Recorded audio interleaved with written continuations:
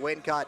The daunting three-game homestand continues for Stony Brook. They're going to welcome in a blue-hot Hofstra team, 8 consecutive wins, 4-0 in conference. Meanwhile, perhaps Stony Brook has lost 6 out of the last 7.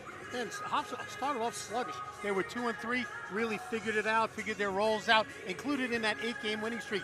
Our 2 road wins at Pitt and at Syracuse. They're really firing on all cylinders. Meanwhile, for Stony Brook, they probably played their best first half of the season. Up 24 against UNC Wilmington. Unfortunately, that lead dissipated in the second half, and Stony Brook took a tough loss. They're going to need to play 40 minutes tonight to get the W. 75-71, your final last Saturday. Still points being provided, though, by Rob Brown III, who is scoring 15 points per game over the last 4. Yeah, the grad transfer is coming off his best Seawolf game with a season-high 24 on 6 for 9 shooting from beyond the arc in that loss to UNCW. Brown has limitless range on his jumper and can also get to the hoop when contested. He'll need to have another big game tonight if Stony Brook is to continue their recent winning ways against the Hofstra Pride. Well, the Pride in cruise control, courtesy of their star guard, Davis. Pav, he does not go to the bench very often. No, he does not. Leads the CAA in minutes and also in scoring.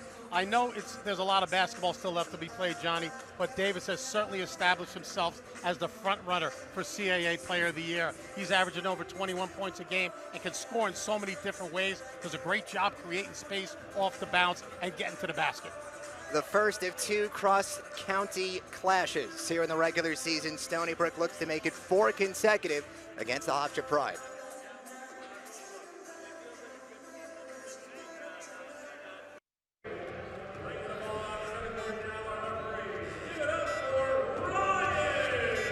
We're all set here on Long Island's North Shore. Stony Brook starting 5, the first of 2 regular season matchups this year against the Hofstra Pride.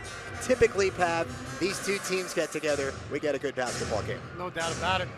Hofstra has dominated this matchup, winners of 28 games. Stony Brook, though, has swept Hofstra last year and knocked them out of the CAA playoffs the year before, so they have 3 straight wins.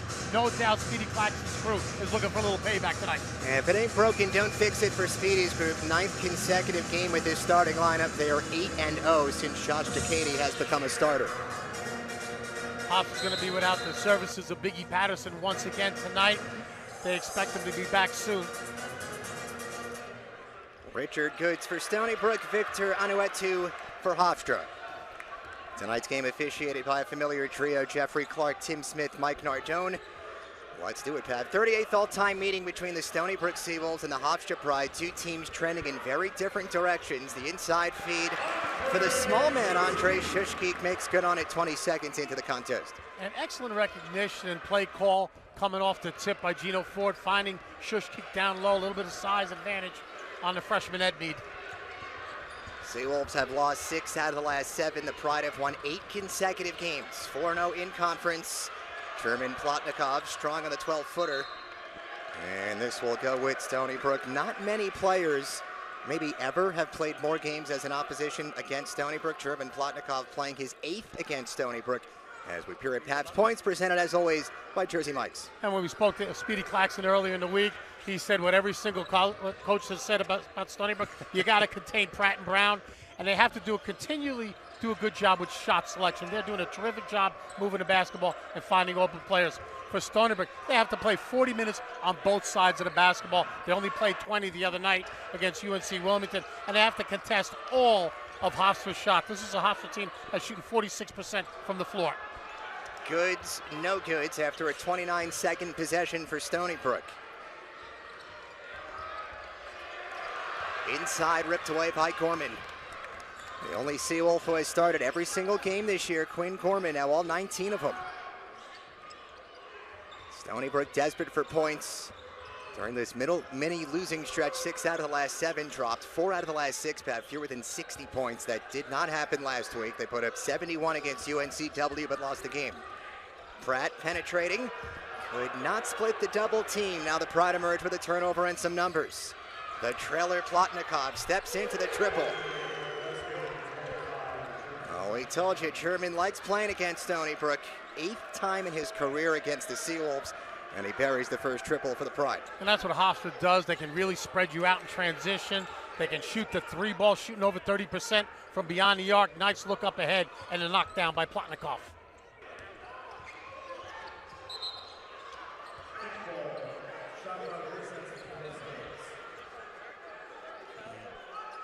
Gino Ford, in the midst of his 7th season with Stony Brook, you get another matchup that features 2 head coaches. There were 2 really good collegiate point guards and high school point guards, for that matter. Pav, you know all about the high school point guard, Speedy Claxton. Absolutely. Played against him when he was at Christ the King, a legendary player. At Gino Ford, a legendary player of his own. You see, he's Mr. Ohio, tremendous scorer in college at Ohio University, as was Speedy Claxton at Hofstra. 5 seconds to shoot. Shushkeek on the spin, does not get the roll. Oh, remember freshman Andre Shushkeek last week, a 27-point performance against North Carolina A&T, 1 from the freshman record at Stony Brook. And that is good defense under the tin by SBU. They'll earn possession back. Second Hofstra turnover in the first 3 minutes. Stony Brook doing a really nice job rotating defensively, and there's the aforementioned Speedy Claxton. We had a nice time with him today, spent about an hour, almost an hour on the phone with him, reminiscing, but what a job he has done. You know, tremendous, legendary player at Hofstra, one of 51 players coaching at his alma mater in college, and has done a tremendous job there. Has 3 20-win seasons and looking for his 4th. Rejection under the tin. It is a victory for Anuetu. Yeah, it seemed a lot more nostalgic, though, for Speedy Claxton than it did you. I think you had a lot more hair back when you were coaching at St. Tom's before you had to go up against Speedy Claxton. No doubt about it. Tough to what a team he had. Lamar Odom, Eric Barkley on that team. That was a tremendous team he played on.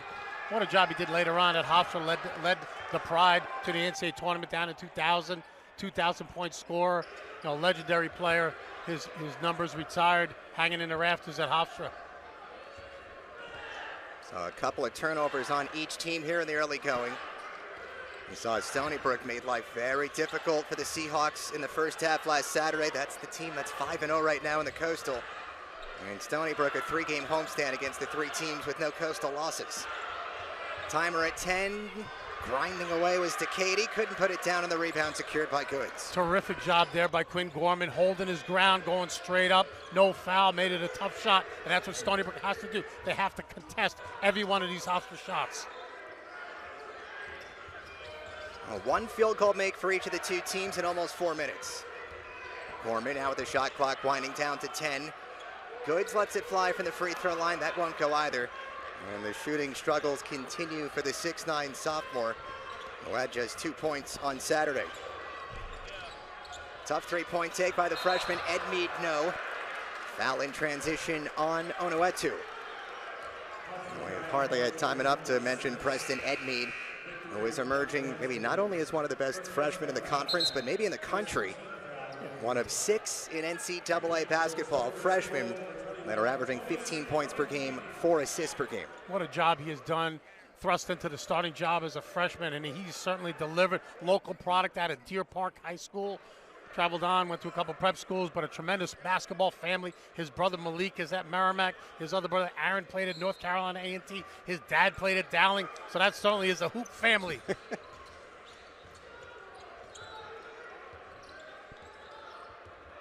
Stony Brook scored on their opening possession, have not scored since, missed each of the last 4 shots. Sherman Plotnikov 3-pointer, the only tally so far for the Pride. Valentini with a hand in his face, makes no difference. The Slovakian hits right in the grill of the Belarusian. Excellent execution there by Stony Brook. Moving the basketball, finding Valentini for a wide open 3-ball. Points at a premium in the first stretch. Turnovers not at a premium. 2-on-2 Stony Brook. Rob Brown cannot complete the sequence on the setup by Eric Pratt. Stony Brook has to take advantage when you have numbers like that. Davis, the mismatch against Valentini. Not fallen so far for the Pride. 8 combined points in the first 5 minutes. Pratt meanders into the lane. Great dump off. Goods, the beneficiary. So just like that, Richard Goods has already equaled his point total from all of last Saturday to 2. Having said that, though, Pav, he did have 5 rebounds, 2 assists, 2 blocks, 2 steals, and he did it in 20 minutes. No doubt about it. He had some open looks late in that game against UNC Wilmington that he normally knocks down from beyond the arc. Those were key in the game, allowing the Seahawks to come back and get that victory. Josh DeCady can't hit the open 3-pointer.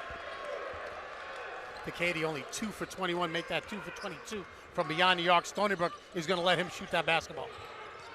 We noted Pride undefeated this season since Katie became a starter 8-0. Brown got the defender in the air. The return feed from Goods.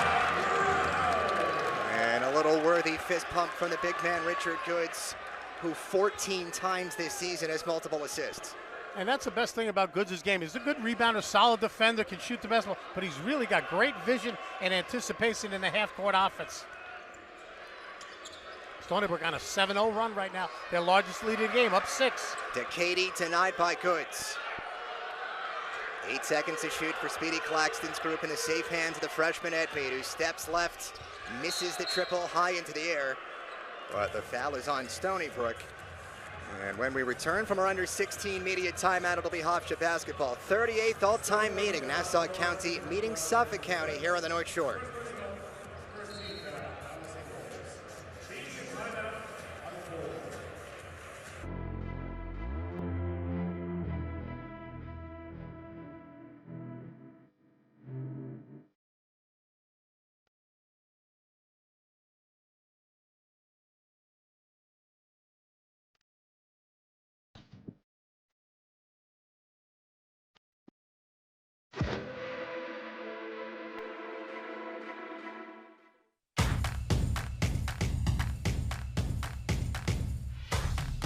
Welcome to Health Yeah, where experts from Stony Brook Medicine come together to discuss topics ranging from the complex inner workings of an infectious disease to tips and tricks for staying safe and healthy all year long.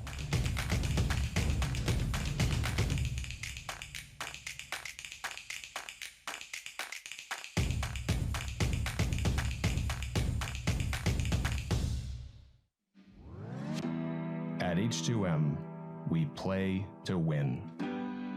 Architecture, engineering, sustainability. We compete to be the best there is. We believe in teamwork. Working together, building together, winning together.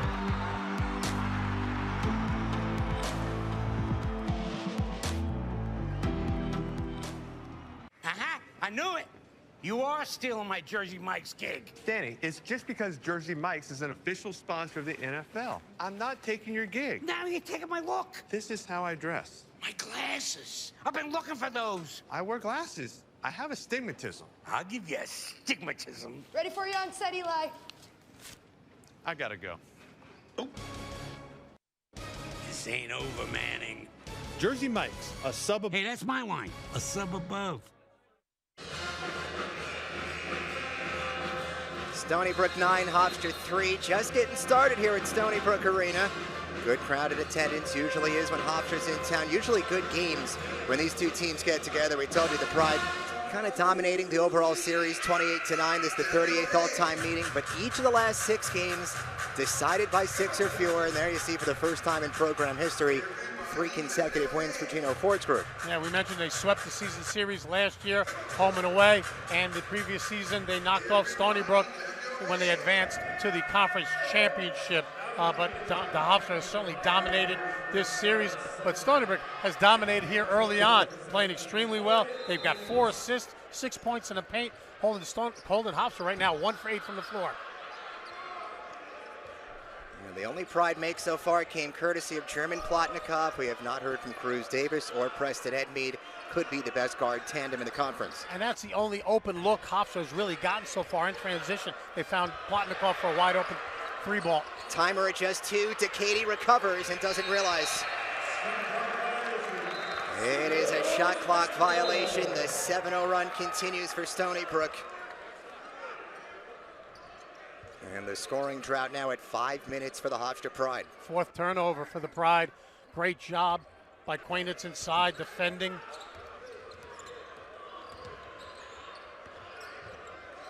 Well, again, Stony Brook, you noted, Pat, part of Pav's points, got to play a 40-minute game today. They played 20 minutes, 20 really good minutes against UNCW. Andre Shushki lines up the triple. Shushkik played a terrific 20 minutes against UNCW, struggled in the second half, as did all of his Stony Brook teammates. Stony Brook on a 10-0 run right now, up 9. Andre Shushkik, the second Seawolf to hit from distance today. Another foreign freshman joining Thomas Valentini. Oh, Eric Pratt thought he had sprung himself for a potential breakaway. And a lengthy look at the near side official and Jeffrey Smith. Gino Ford with some opinions on the sequence as well. And we noted Andre Shushkik just last week, the 27-point performance against NCA&T, still the only win for Stony Brook in coastal play this year. The first CAA freshman with at least 27, at least 90% from the field in an awful long time, and was just 1 point away from the Stony Brook freshman record. Yeah, only a freshman. He's been up and down. You know, in the absence of Colin O'Connor, he's thrust into the starting lineup, has had some sensational games from Stony Brook and some sensational flashes. Has to do a better job against the pressure, has to do a better job in the second half, leading the team, making sure that they're getting good shots, but he certainly has a wealth of potential and talent.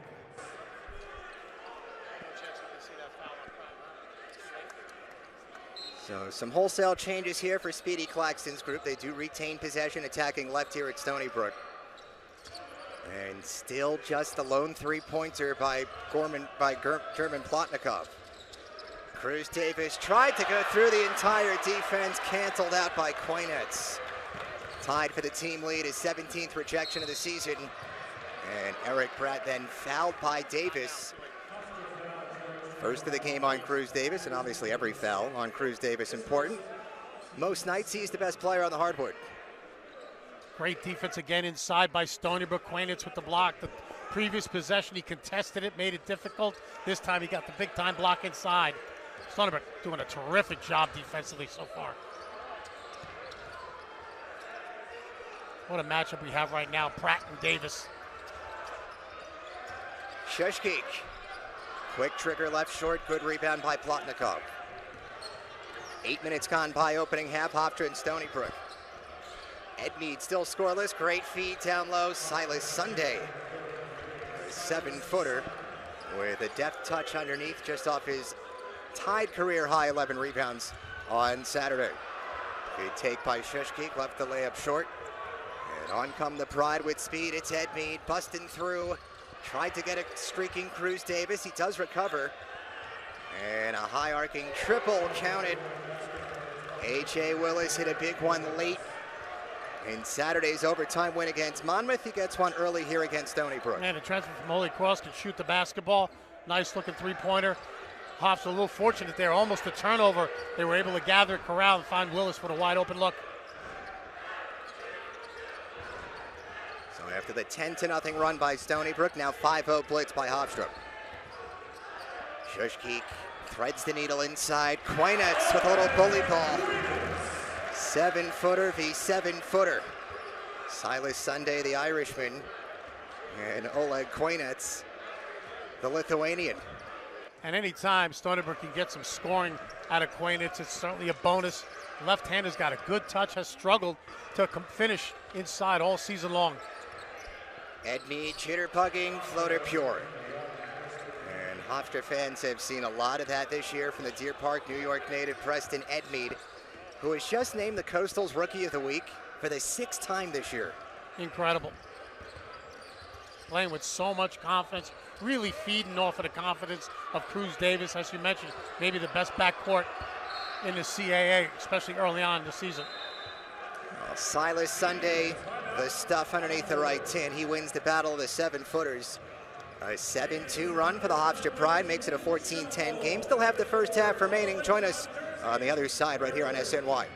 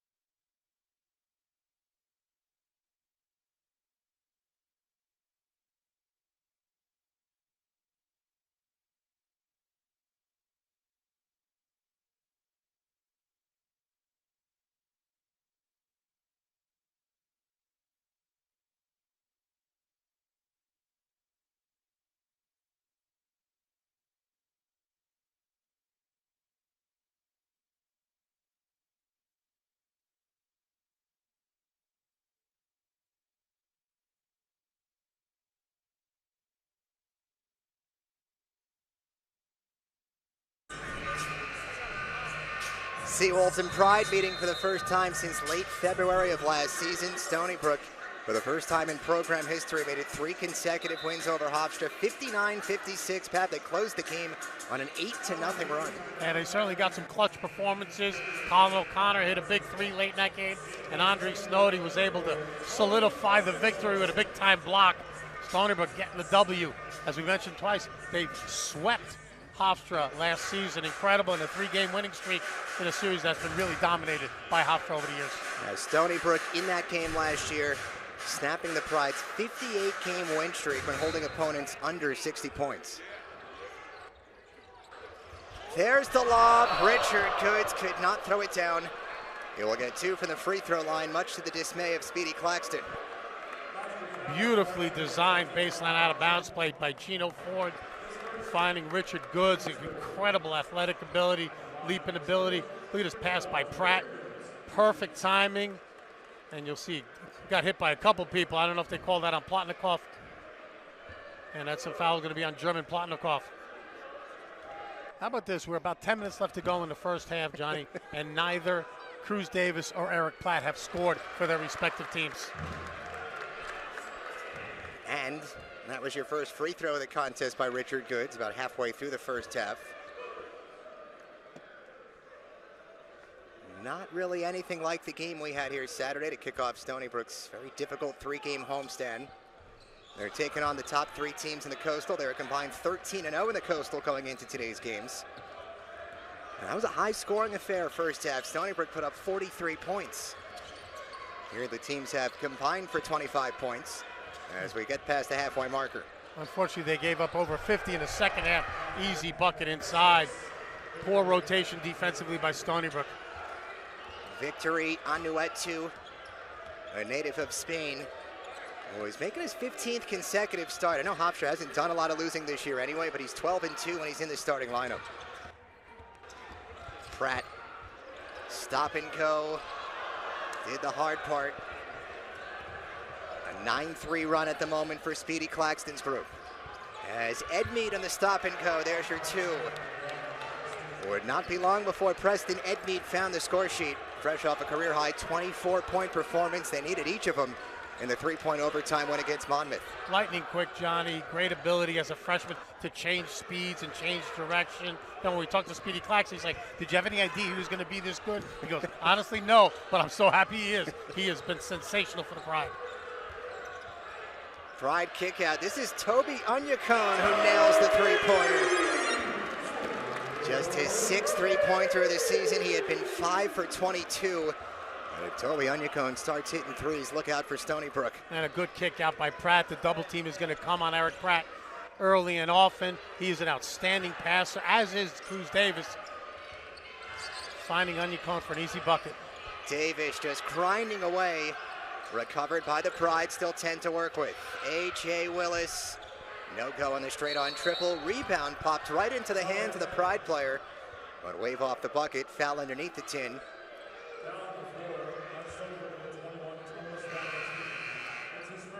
Another peek here at the 6th 3-pointer of the season for Toby Onyekon. Great recognition by Pratt. Onyekon has his feet set, nothing but the bottom of the net. Stony Brook up 4. Stony Brook shooting 60% from the floor. 63% on the floor. That is their 7th assist in the contest. We're doing a really nice job sharing the rock. Willis looking good. A.J. Willis, the junior from Richmond, a little hop in his step. He has 5 out of the 16 for Hofstra here in the first half.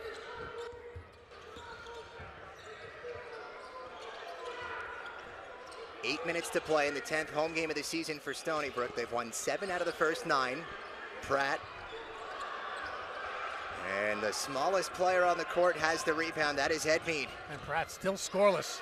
It's a good sign for Stony Brook, though. If you're up 2 and your leading scorer and best player hasn't scored, it's good, really good sign for Gino Ford's club. As we mentioned, and Cruz has not scored for Hofstra as they take a lead on the 3-pointer by the freshman Preston Edmead. Preston is pure.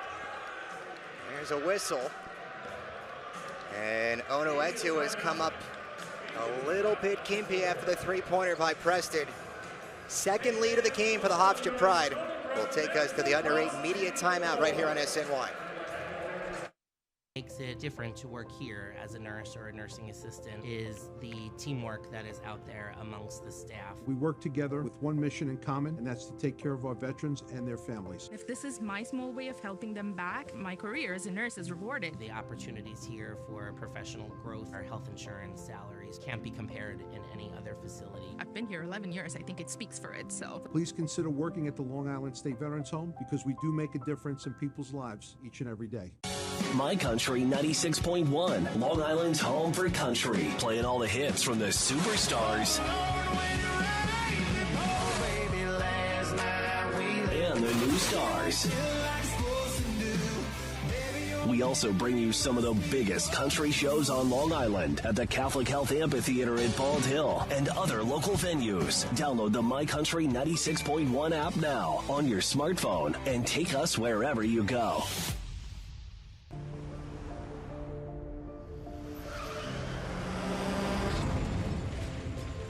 Accidents are unexpected and leave you with important questions. For over 40 years, the Odierno Law Firm has been answering your questions and fighting for your rights. We have recovered over $100 million for Long Islanders injured in accidents. So visit us at o2law.com for a free and confidential consultation. The Odierno Law Firm. There is never a fee unless we recover for you. News 12 Long Island is here with you. We're with you weekdays at 5 a.m. Getting you ready to start your day. Dangerous conditions out there. Leave extra time and check back for updates. The results of our investigation, a new privacy protection bill. Every night at 10, we update you with the top stories. And get you ready for the day ahead. Here with you live from Ronkonkoma.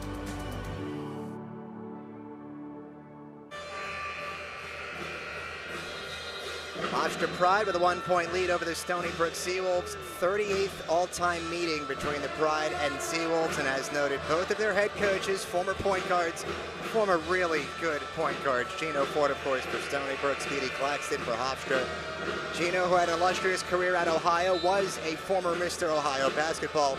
Speedy, of course, Pab, an NBA champion with the San Antonio Spurs. And Gino Ford scored over 1,700 collegiate points, 4th all-time leading scorer in the state of Ohio history, ahead of a pretty good player named LeBron James. What a tremendous player Gino Ford was. And obviously Speedy Claxton, you saw him there with a young Jay Wright back in the day when Jay Wright was at Hofstra. Went to back-to-back NCAA tournaments, did the Hofstra Pride. Speedy, class of 2000. That number 10 hangs in the rafters at the MAC. Eric Pratt, 10 seconds. Skip pass to the corner. It's the freshman, Jonah Butler. Does not get the roll. Corman jars it free. And utilizing the patience. Maybe a second effort coming for Quinn. New shot clock for Stony Brook. What has become a lengthy possession. Toby Onyekone, the fader. But he traveled first. That's a tough break for Stony Brook. Did a great job on the glass. Toby Onyekone hits a tough shot, but they call it a travel. A little post-play theatrics in front of the Hofstra bench. Toby Onyekone was there. No love lost between these two programs, without a doubt. 37 miles apart. You know, Hofstra is still stinging from their sweep from last season. Lob for Onoetu. It is off target. Another turnover on the Hofstra Pride, and behind that right basket, the entire Stony Brook men's lacrosse team. I think they're kind of fueling some of that fire, so to speak, in front of the Hofstra bench. By the way, 5th turnover on the Pride. There they are. We'll have their head coach, Anthony Gallardi, on at halftime to embark on his 7th season here in the North Shore. Final 6:30 here at Stony Brook Arena.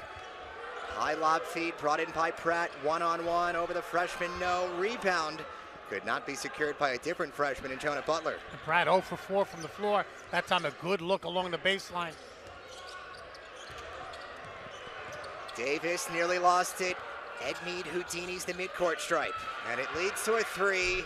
Plotnikov can't bury it.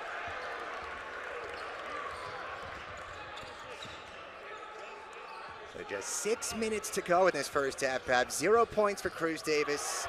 And now 2 points for Eric Pratt. You knew it was only a matter of time for Pratt. The nice move, the hesitation to finish at the rim. Stony Brook back up one. Eric Pratt averaging 18.6 points per game, fourth best in the conference. Cruz Davis, of course, nearly 22. That is best in the conference. Plotnikov from the far corner keeps on shooting. And out with it is Eric Pratt, the hip-high dribble across midcourt. Steps into the high archer. And the shooting struggles continue for Pratt. Nearly salvaged. Edmead emerges. Plotnikov in stride. He has missed 3 in a row. Plotnikov's going to get a lot of good looks this season. Edmead, a terrific passer, as is Cruz Davis. Run your lanes, spot up, find your spots, and he's hit a lot of big shots for the Pride this season. Hit a couple big ones against Syracuse, a couple of big ones against Pitt. He's been a big-time performer, and Speedy Claxton describes him really the glue guy of his basketball team. Well, you want to get deep into the stats, Pav. In all 4 losses this year, the Pride lost the tip, and the other team scored first. Here's Eric Pratt, and it's 4 consecutive for Stony Brook's leading scorer. You already know where I'm going with this. Stony Brook won the tip, and they scored first. Absolutely. Any stat you need to know ever about the Hofstra Pride, courtesy of their men's basketball SID, Stephen Gortjob, who does a great job on their game notes year after year. Plotnikov, another 3-point miss, and after hitting the first shot of the game for the Pride, he's missed 4 consecutive threes. Stony Brook doing a nice job on the glass, limiting Hofstra to 1 and done. Quainus may have gone away with a travel.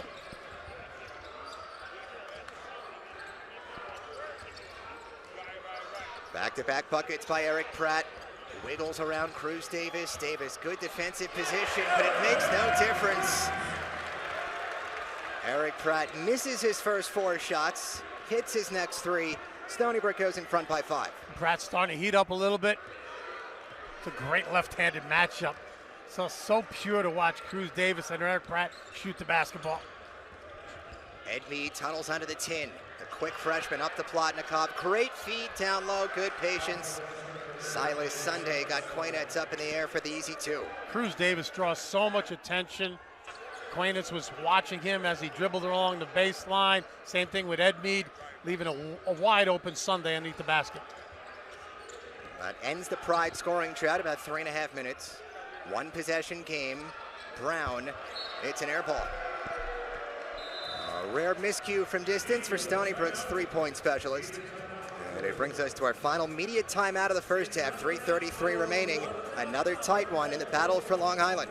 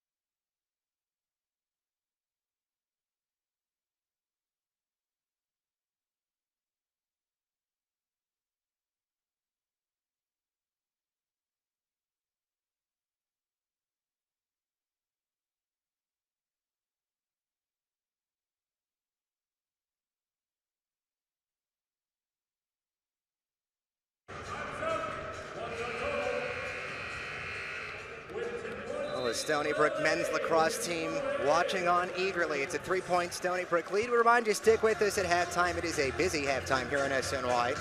We'll be joined by the 7th-year Stony Brook lacrosse coach, Anthony Collardi. We'll get to the Stony Brook Media Group report, and they'll make Robert Pavanelli come back, sit down.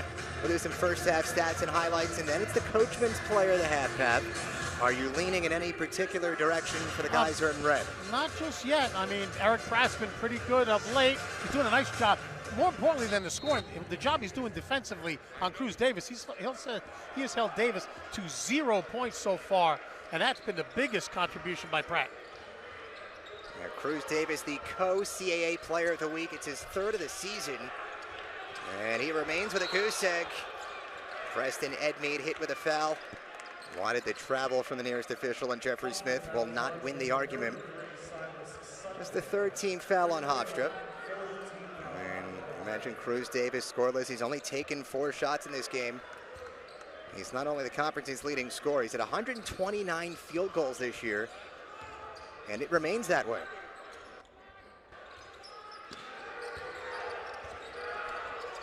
Pratt kick to the corner, quick trigger, Rob Brown sticks it.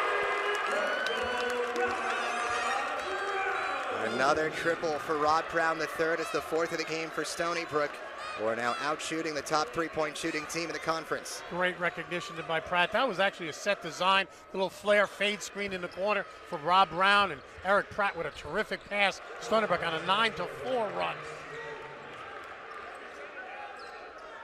Another quick response by the freshman Edmeade, who does not play like a freshman. He has 9 points here in the first half, fresh off his career best 24 points against Monmouth. Stony Brook continues to feed Pratt. He has the height advantage here on Edmeade.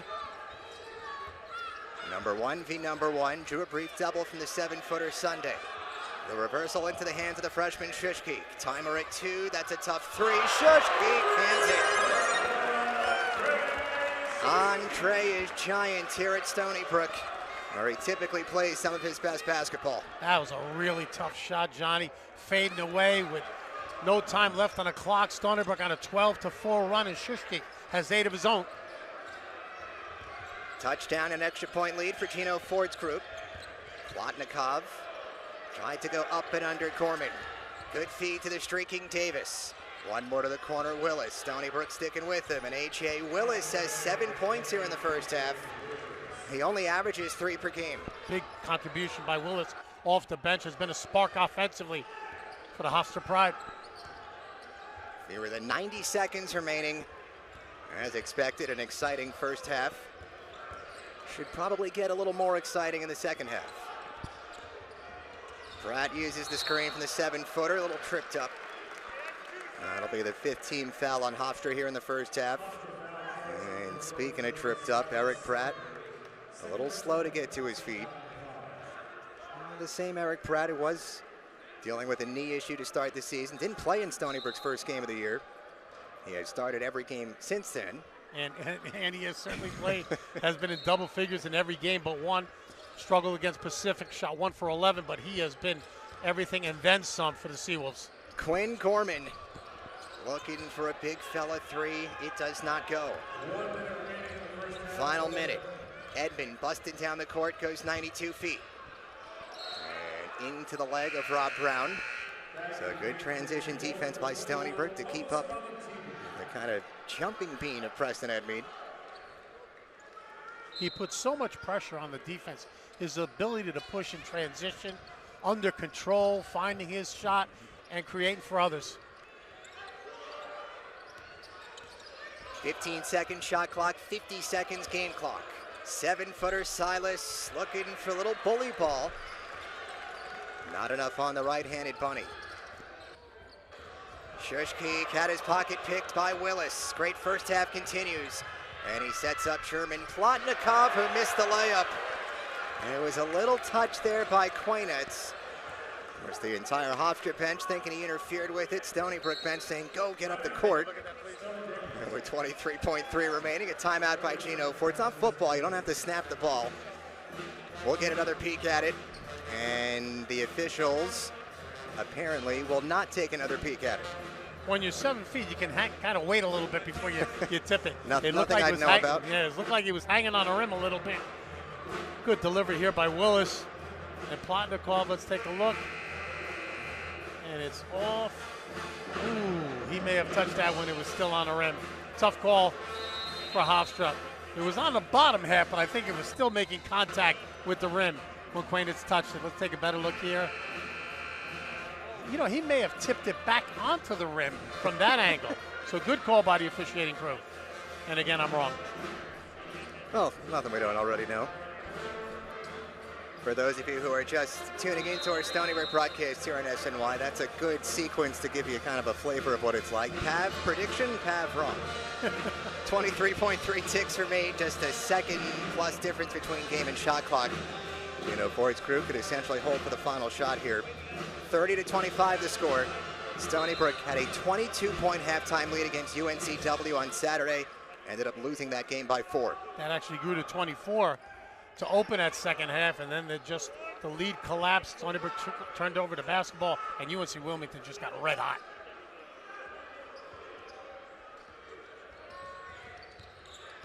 Pratt gets the motor moving. Shot clock down to 3. Timer just above it. Eric Pratt. Oh, it goes. It is a Stony Brook arena roll for the team's top scorer. And Stony Brook takes a 7-point cushion to the break. Almost a perfect half for Stony Brook once again. We saw this the other night against UNC Wilmington. Stony Brook's going to have to come out with that same intensity defensively and the same ability to share the rock in the second half. Busy halftime gets started when we return. Stony Brook men's lacrosse coach Anthony Gallardi, about to embark on his 7th season at Stony Brook, will sit down with us when we return. 32-25 your score, Stony Brook over Hofstra.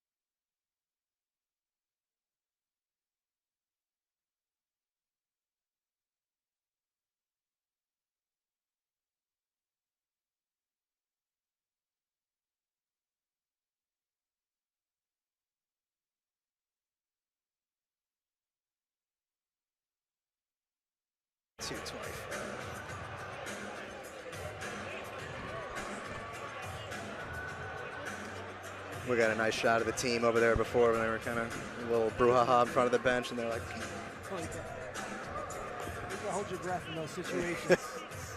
Cross line. You know, we adhere to strict FCC regulations.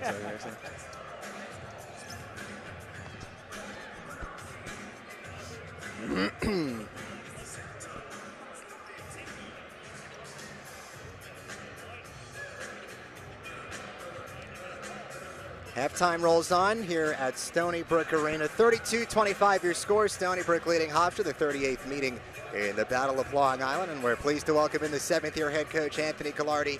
You're getting set for another one here, Stony Brook men's lacrosse. Long off season, kind of going into that preseason phase now. What's that all been like for you? It's been great. We're a week back right now, so the guys have been working hard. Just getting a lot of things installed, reviewing a lot of stuff, and then really doing kind of focusing on just kind of the why behind a lot of the things we're doing. And last year we played 4 one-goal games, 3 OT games, so we're trying to just get one play better here. This is the 7th time that you're going through this process here in the North Shore. I know kind of a fake start with a COVID season in 2020. What are some of your favorite parts as the head coach about getting a team ready to play that first game? I think just great. This year, every year's so different. Last year we had all new guys, all freshmen, sophomores playing. This year all those guys come back. So I think that part's been a lot of fun just to see the retention and development part. We were added Mike Daly as our new assistant coach, former head coach at Tufts, won 3 national championships, head coach at Brown. So he just jumped on board as assistant coach for us, so he's added a lot of value.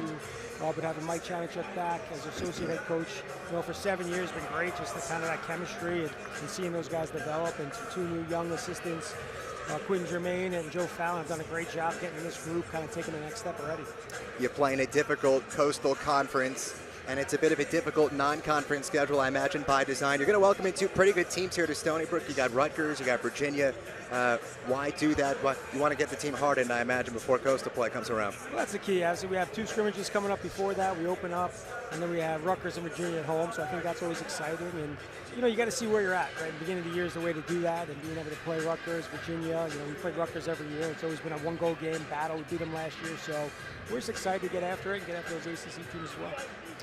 Got a couple of exhibition games before the regular season starts on February 6th. What should the fans be looking forward to this year for Seawolves lacrosse once that February 6th date rolls around? I think for us, we always talk about toughness, right? We want to get out there and be the tougher team when we play. Playing with a little more pace, doing a little more things to try and kind of pick the pace up. Because of all the one-goal games, see if we can extend those leads in the 4th quarter, which we've had. So I think that part's been fun, but it's just a great group of kids. We got so many guys back. I think that part's fun to see people who watched us play last year and just see a massive jump from those guys, from whether it's the freshmen that are now sophomores, or the sophomores, the juniors, or the juniors that are seniors. It's just been a fun group to watch, and I hope the guys in the stands and you come out and support us and see those guys kind of competing really hard. Well, those guys are supporting the basketball team right now. The entire team situated behind that right basket. Anthony Gallardi, appreciate the time and good luck. All right, thanks, Johnny. Halftime rolls on when we return here on SNY. 32-25 your score. Stony Brook leading Hofstra.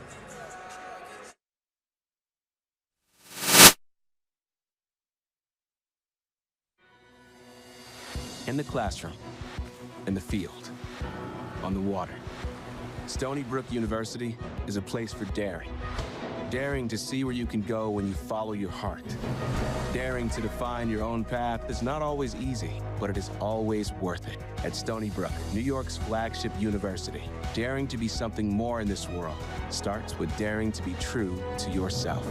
Stony Brook University. Dare to be.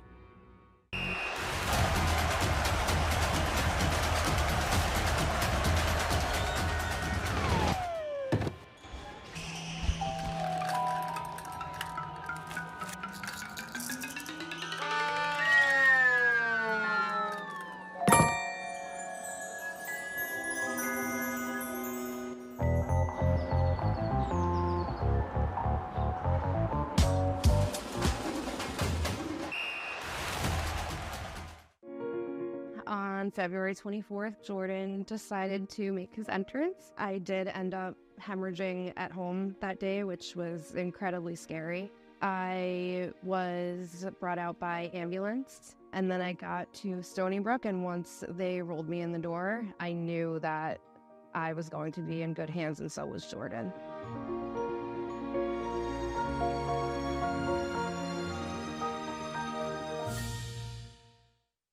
Wolfie gets the ball. He drives to the basket and scores. Oh no, Wolfie's injured. I hope it's not serious.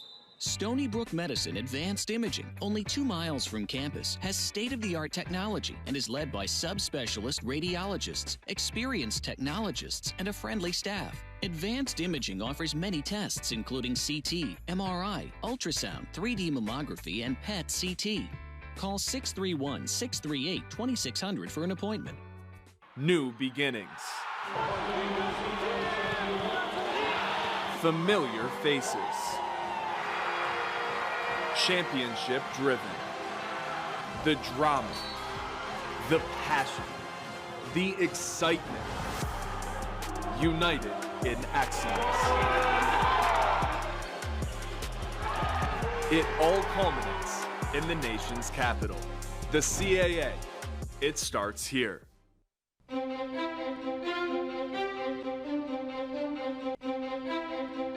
From the studios at the School of Communication and Journalism, welcome to the Stony Brook Media Group Halftime Report, brought to you by Tropical Smoothie Cafe. I'm Kaylin Penny. And I'm Bridget Mudge.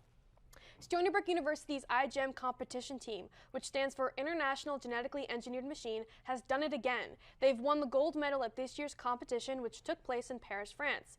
This marks the 4th time overall that SBU has brought home the gold. 421 teams from around the world showcased cutting-edge synthetic biology projects. The winning project from our team focused on an innovative system to target HIV-infected cells, aiming towards eradicating HIV. Their work stands as a brilliant example of scientific creativity, teamwork, and undergraduate research excellence. Congratulations to all the students and mentors involved. Mark, Owen, and Ben Ryan went to the local music hall to hear some cool jazz.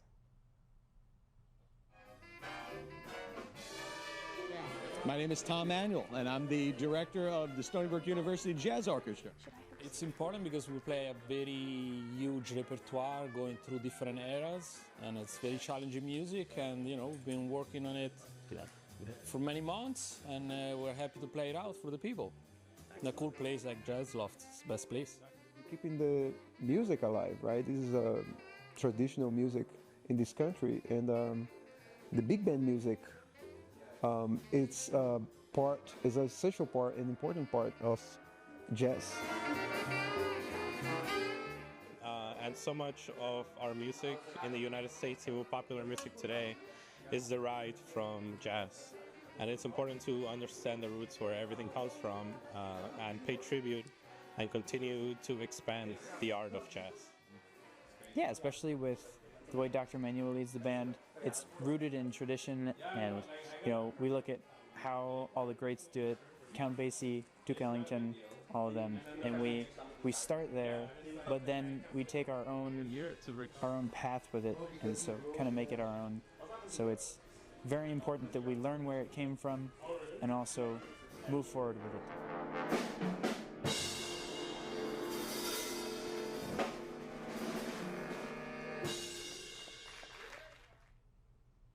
Our MVP this week is Dr. Adam Gonzalez, a professor in the Department of Psychiatry and Behavioral Health in the Renaissance School of Medicine and the Stony Brook Medicine team.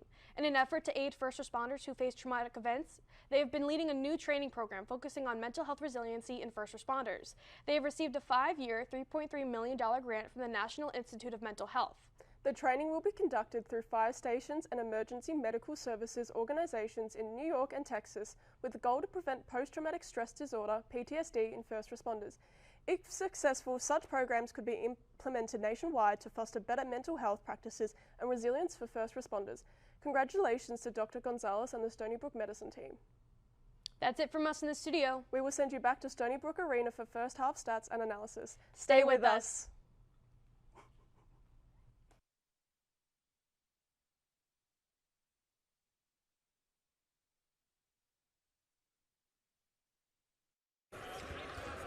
(32-25), your score remains here at halftime. Stony Brook the lead over Hofstra as the Seawolves look for their second conference win of the season. Still Rob Pavanelli, Johnny Wincott.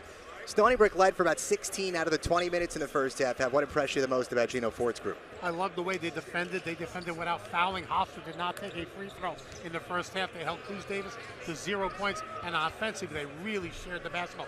8 first half assists by the Seawolves. Now we'll take a peek at the stats in the first 20 minutes.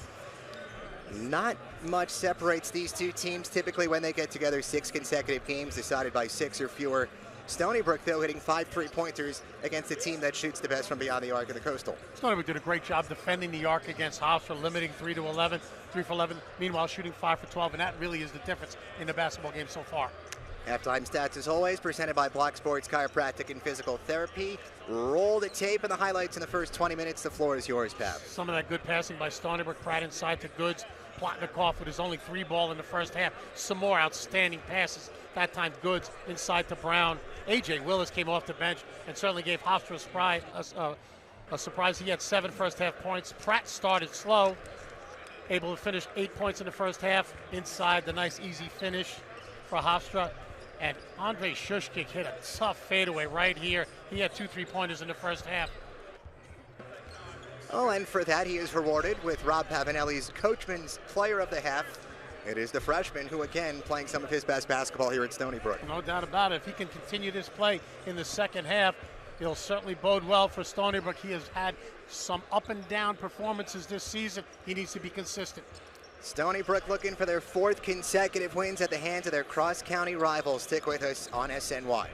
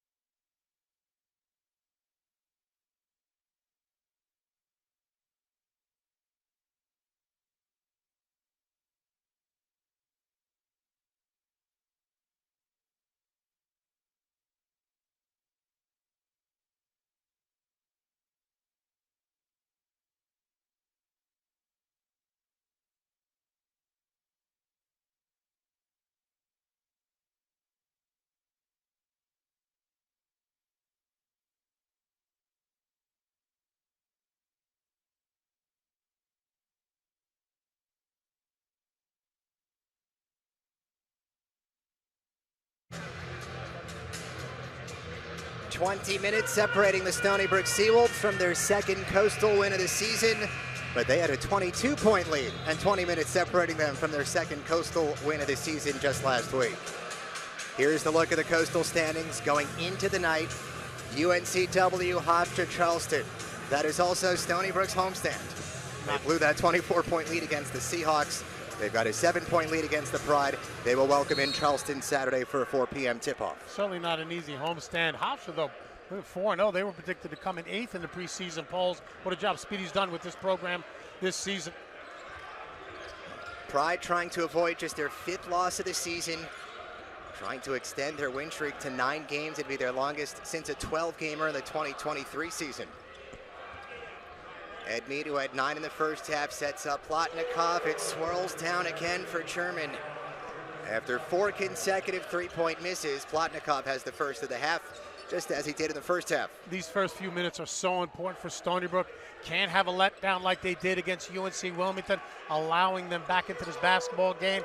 They need to continue to do a good job offensively. Great feed inside. The pass inside from Goods to Shushkik. The same way Stony Brook started the first half. They went inside in the post. Shushkik with the advantage inside against a smaller Ed Mead. But that's supposed to go the other way around, right? Shushkik inside to the big guy Goods. Absolutely. So another multiple assist game for Goods, his 15th of the season. Davis still off the score sheet. He has not been in cruise control on his closest road game of the year, 37 miles separating the campuses of Hofstra and Hempstead and Stony Brook here in Stony Brook. And Andrei Shushkik headed back to the bench. We're going to the monitor. All right, so it took all the way 21 plus minutes here. All reviews aptly sponsored by Stony Brook Ophthalmology. And our 3-man officiating crew, Mike Nardone, Tim Smith, Jeffrey Clark, are to the monitor on the far side of the field. All right, they're going to extend this review into our floater media timeout. So we'll hear from Mike Nardone during the break and impart our knowledge back with you in 90 seconds. Hey, nice job with the non-goaltender.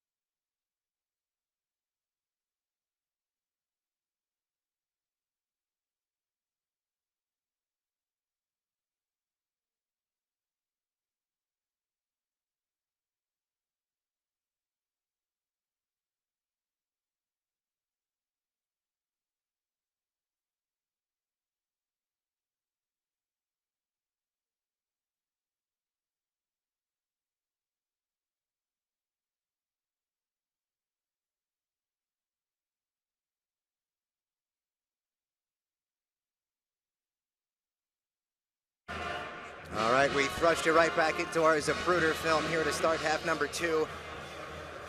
Rule on the hardwood, Hofstra basketball. Stony Brook has challenged the play. Rob Pavanelli scrutinizing this replay.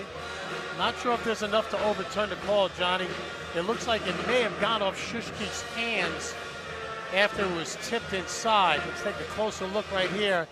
Shushkik gets his hands on it first, and then it was deflected out of bounds, but it might have hit his fingertips. They're going to lose their challenge. They've already called their timeout. All right, so we apologize for the brief silence there. Tim Smith came over and imparted some of his knowledge, and now this is why I foisted off to the former basketball coach, Rob Pavanelli. Exactly what we thought. Not enough evidence to overturn the call based on that, and I agree with them. I cannot really tell if Shushkik is the last player to touch it. May have touched his index finger on the way out. Stony Brook will lose the challenge and not be able to challenge for the rest of the second half.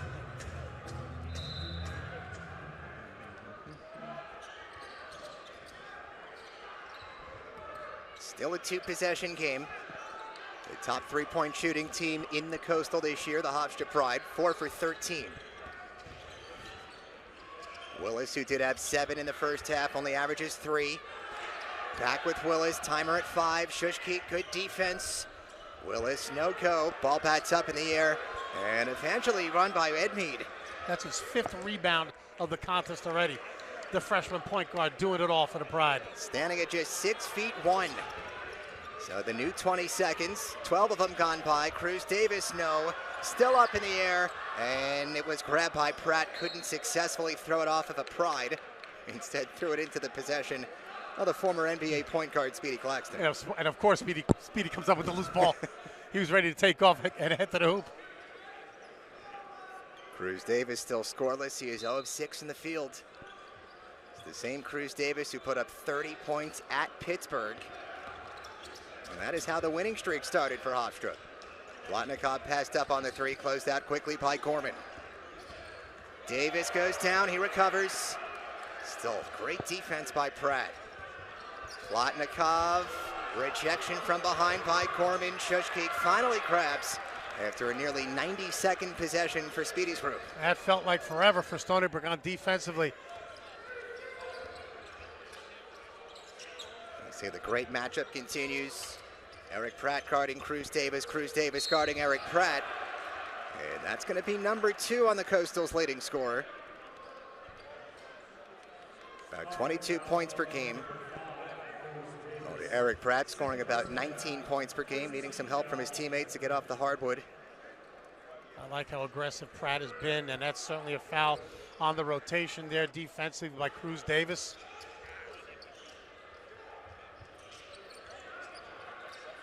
Shushkik off the handoff, does it again.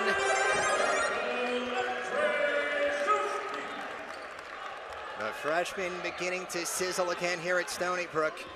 And they have matched their largest lead of the game at 9.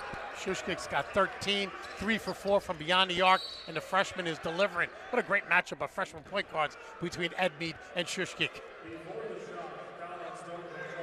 Of course, Edmead has been a bit more consistent this year. Told just picked up his 6th Coastal Rookie of the Week award. And the record is 8, set by another Pride, Antoine Agudio. He did that in the 2004-2005 season. There are still plenty of weeks for Edmead to break that record. Willis, one more to the corner. Davis, good rotation by Stony Brook. Davis, the extra feed, Plotnikov. Rattles in and out, his 5th 3-point miss. But the O board supplied by Anuetu, who's doing a lot of stepping around. Goods held his ground. Stony Brook has to clean it up on the boards. They're allowing Hofstra too many second and third chance opportunities here early in the second half.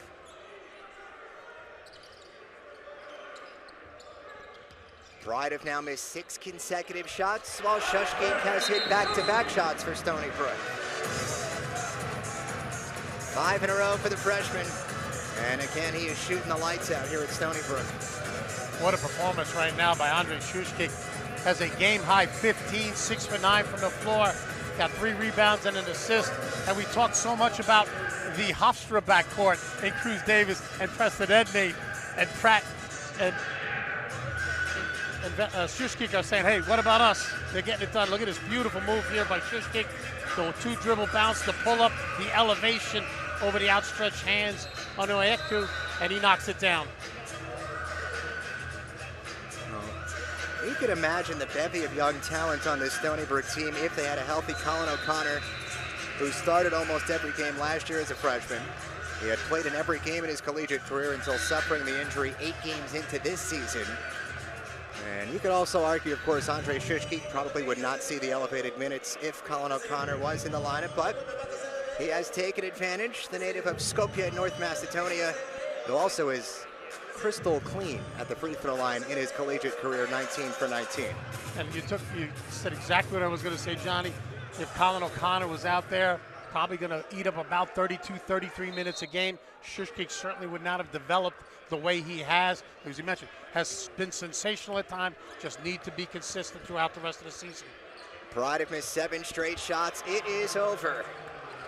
Cruz cans the triple, his first made field goal today for the CAA's leading scorer. Probably not his last. Coming out of the timeout, Speedy Claxton wanted to make sure to get Cruz Davis a good look, get him going, get him started offensively.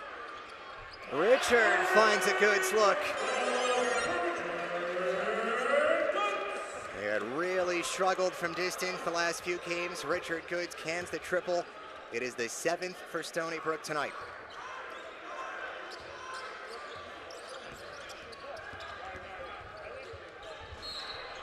Good hard take by Davis. The foul coming up on Quinn Gorman. And the Stony Brook Seawolves have their second double-digit lead of the contest at 11. A lot of basketball left to be played here in the second half. 42-31 your score, Seawolves over the Pride.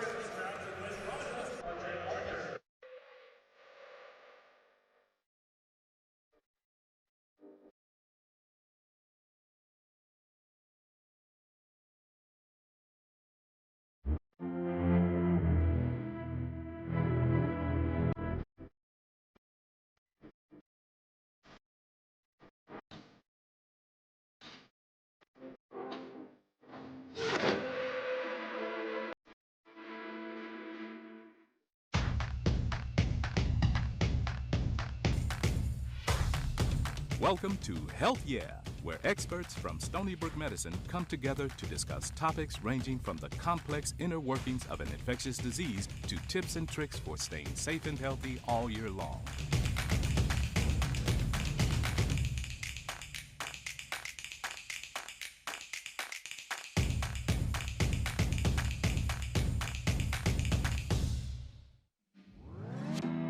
At H2M, we play to win.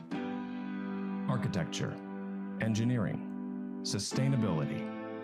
We compete to be the best there is. We believe in teamwork. Working together, building together, winning together.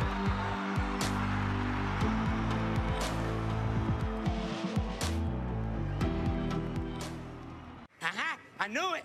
You are stealing my Jersey Mike's gig. Danny, it's just because Jersey Mike's is an official sponsor of the NFL. I'm not taking your gig. Now you're taking my look. This is how I dress. My glasses. I've been looking for those. I wear glasses. I have astigmatism. I'll give you astigmatism. Ready for you on set, Eli. I gotta go. Oh. This ain't over, Manning. Jersey Mike's, a sub above. Hey, that's my line. A sub above.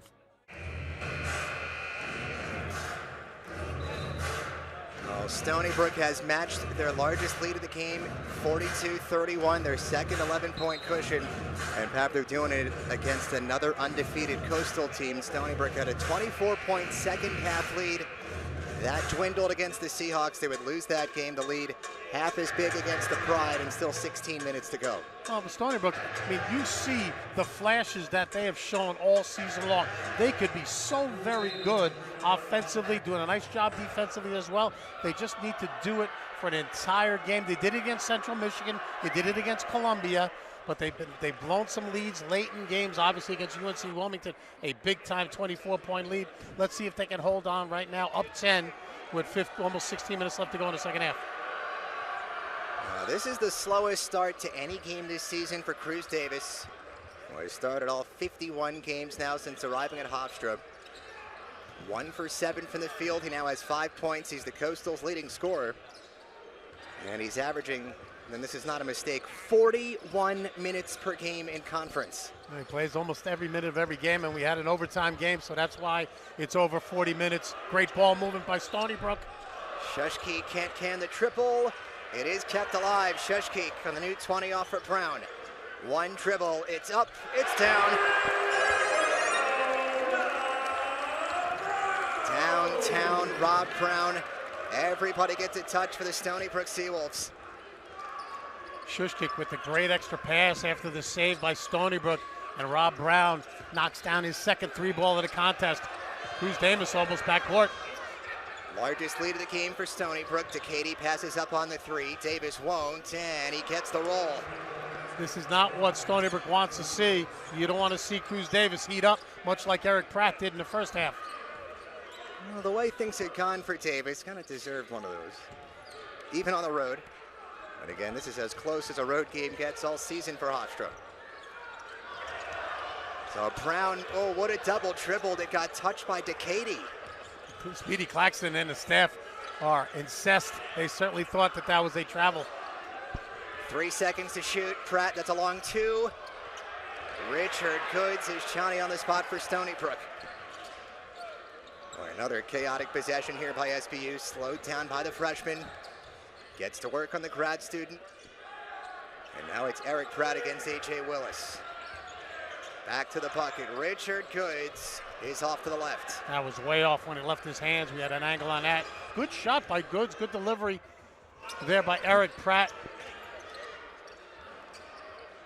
DeCady left open. Target practice. Just the third 3-point make this year for Josh DeCady. It is a big one for the Pride. Stony Brook's going to allow him to have it. And he knocks it down, and Hofstra on a 6-0 run. We did note in the first half, it's a Pride team that has not lost a game since DeCady entered the starting lineup. Did it at Pittsburgh. They've won all 8 games since. Well, that's what the veteran does for you, just a smart basketball player. Talking about a smart basketball player, Eric Pratt delivers for Stony Brook on the other end with a big-time 3-ball. 3-pointer number 9 for Chino Ford's group. They average about 8+ per game. And they are shooting 50% from distance, 50% from the field. Hofstra just 38% from the field today, but they won the game last week despite shooting just 27%. Miscommunication between DeCady and Onuetu. Not a bad look by Josh DeCady. I just think Onuetu thought he was going up with it. Yeah, I don't think he was ready for that pass. A really nice delivery inside by DeCady.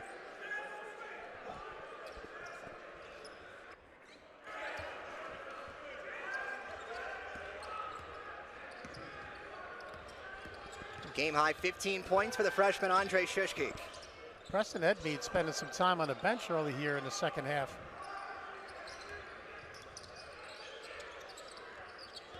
Some body banging at the head of the key, courtesy of DeCady. Quainetz does not get the floater down. And the 7-footer shooting struggles continue, worse than 40% this season. The lob, there's the finish. A vicious throwdown by Victory. And that's what Hofstra's looking for tonight. It'd be their 9th consecutive. You're not going to miss a lot of those. Some good defense right there. Stony Brook Hofstra creating a turnover, and they've gotten a timeout on the turnover. It'll be Hofstra ball. A senior-like maneuver from Cruz Davis. He did not start his collegiate career at Hofstra, but boy, he has become really one of the most integral players for this program in a couple of years. And Cruz Davis, who has 8 points in the game, they've all come in the second half. This will extend to immediate timeout. Stony Brook still leading by a touchdown and an extra point against their cross-county rivals.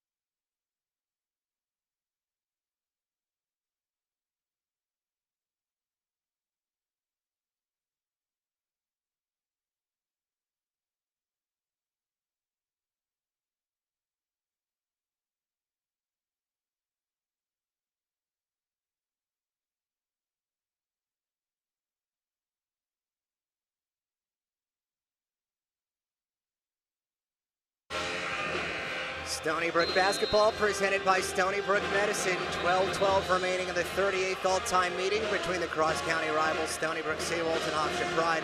Stony Brook 48, Hofstra 41. Taking a peek at what's going on around the rest of the Coastal. 3 undefeated teams, UNC Wilmington, Hofstra, and Charleston. Hofstra and Charleston with wins today would equal UNC Wilmington at 5-0, but of course at the moment both Hofstra and Charleston losing. Yeah, UNC Wilmington with the night off there at 5-0. Towson, a little bit of disappointment. They were the preseason favorite coming into the season, and they've really struggled early on. There are still 4 undefeated home teams in the Coastal. That includes Hofstra. William and Mary, the only team tonight with a chance to remain unblemished at home. So we'll keep you posted on the Coastal. With 13 teams in the conference this year, Hofstra picked to finish number 8. Stony Brook picked to finish 11th out of the 13. Seawolves led by as many as 12 here in the second half.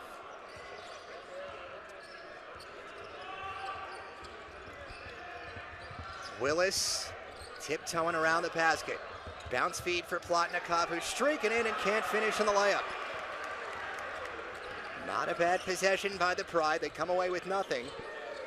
And with 11.5 minutes remaining, a chance for Stony Brook with a 3 to take another double-digit advantage. Pratt on the handoff by the 7-footer Coinets. Pratt v. Davis, the premier matchup today. Both have played better defense than they have offense. It continues. Timer at 3, and it is a timeout for Stony Brook, much to the chagrin of all 5 Pride in front of us. A lot of contact on that play. Pratt went down hard as he's helped up by his teammates. The good news for Stony Brook, the bad news, there's 3 seconds in the timer. And as you noted, not the first time today Eric Pratt has gotten up and moved a little gingerly toward the sideline. Oh, there's still plenty of time. 3 seconds is plenty of time to get a good shot off. Look for Pratt or to Brown to come off some curl screens, get them going towards the basket. And maybe a little fade for Shushkik. 15 points today for Andre Shushkik, 6 of 10 shooting. And rather quietly, Andre Shushkik, and again, wasn't a starter for the first half of this season with Colin O'Connor still in the lineup. He is Stony Brook's 3rd leading scorer this year.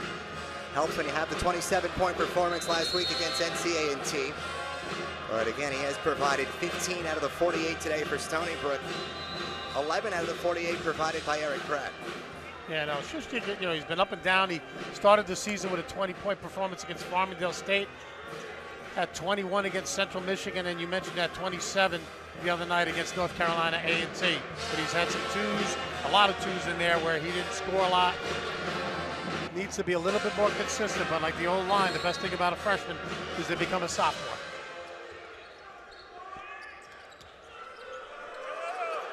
Two seconds for Onyekon, had to get it off. Not sure he recognized it first. I don't think he knew how much time was. I mean, just checked into the game. I can't believe he didn't know how much time was left in the shot clock. And judging by Gino Ford's reaction, I'd have to say that's an accurate hypothesis. So the lead stays at just 7 here for the Stony Brook Seawolves. The door left wide open here for Hofstra. In a building where the Seahawks made a 24-point comeback just a week ago. Free throws for Josh DeCady. DeCady playing a little bully ball, heading inside. Another player here for Speedy Claxton that has seen some elevated minutes, not just this season, being one of the few returners here at the mid-major level, but an uptick here in conference play. Played 19 minutes per game in the non-conference, where Hofstra won 9 games. He is playing 36 minutes per game in conference. Another local product out of Queens Village. Started his career at Archbishop Malloy, then went to Kimball Union Academy for a couple of years. We noted earlier, Pav, that Hofstra started their season 5-4. Then DeCady became a starter. Now they're 13-4. Into the elements for a chance at free tacos. It is. And nothing gets the crowd happier than a couple of free tacos. Does that include me and you? No comment.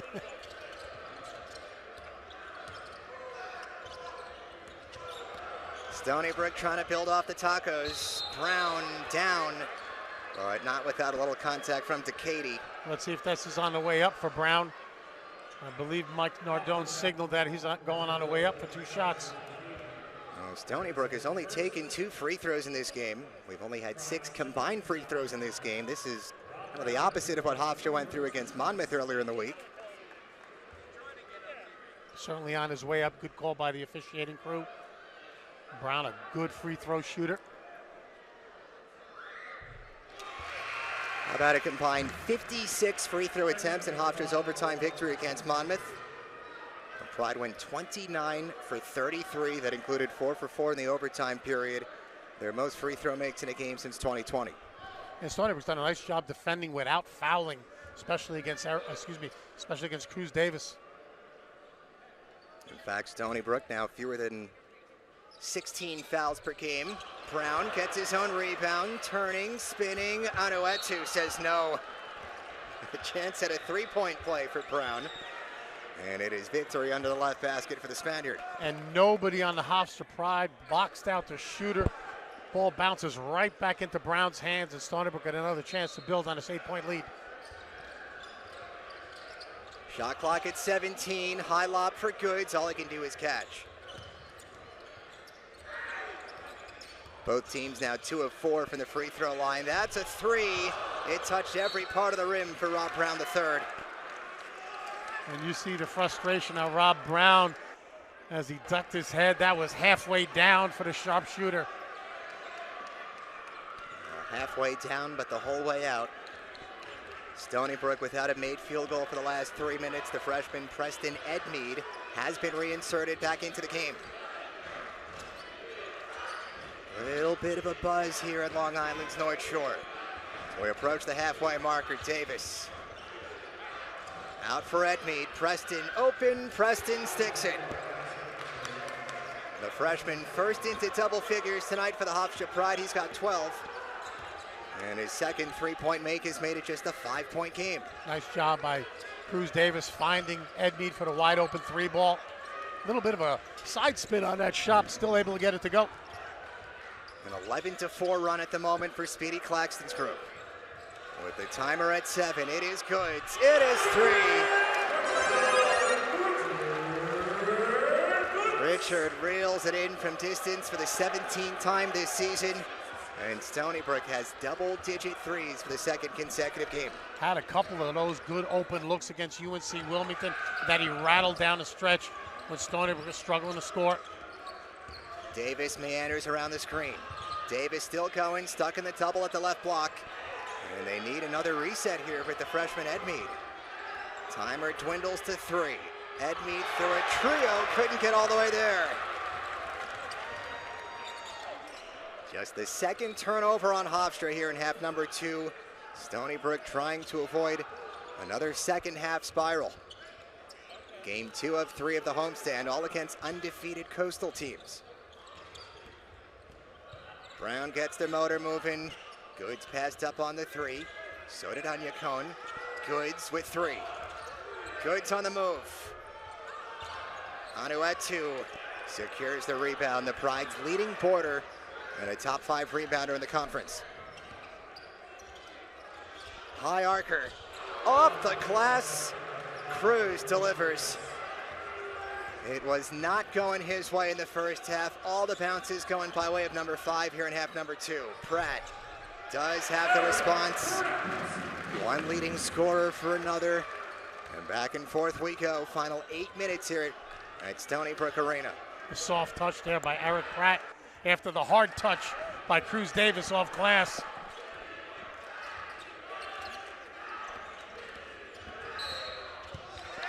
It is an offensive foul on Edmead.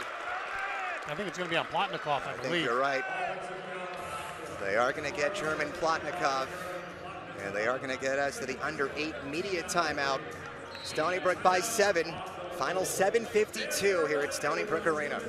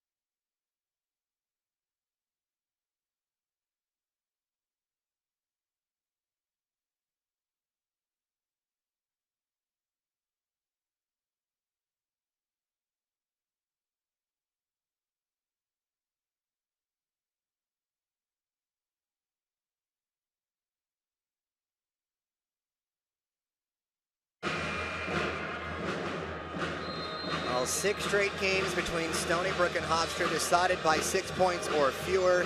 Trending in that direction here in half number 2. Stony Brook 54, Hofstra 47. What was once a 12-point Stony Brook lead has been trimmed down to 7. He's Rob Pavanelli.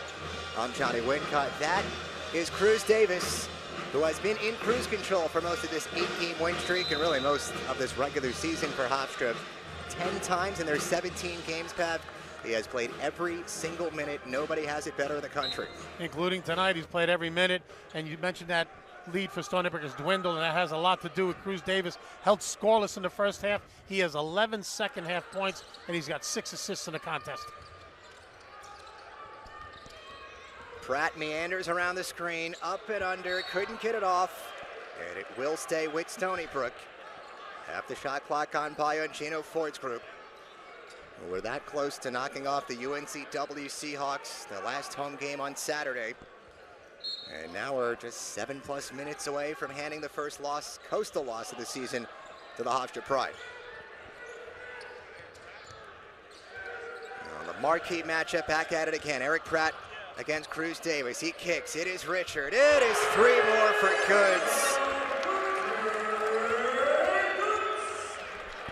Richard Goods. It is a trio of 3s for the big fella. Great delivery, though, by Pratt.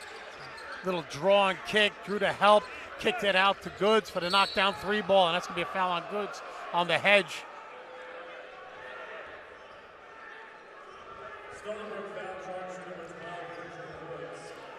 Look at an army of white jerseys around Eric Pratt, and he delivers it on time right into Goods' hands. That's what you want to do. You want to deliver the basketball to the outstretched hands of a shooter. All you have to do is catch and let it go.